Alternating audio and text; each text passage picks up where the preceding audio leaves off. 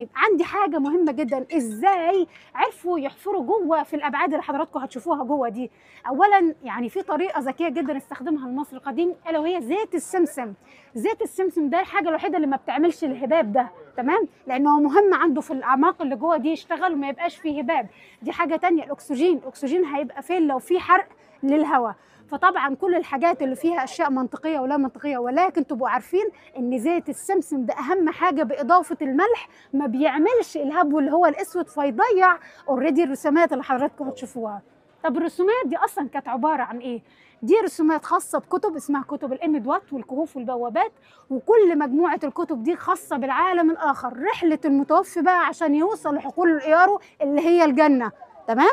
بتبدأ القصة إن بيواجه بعض الملك في رحلته هتلاقوا فيه تعابين، هتلاقوا فيه أشكال معينة من الأعداء تعابين، أو مثلًا هتلاقوا فيه خنزير بيحاول ينط على مركب والقرد بينزّله، كل ده بيمثل إن كل المرحلة بتاعة الرحلة بتاعة الملك لحد ما يوصل لحقول إياره، تمام؟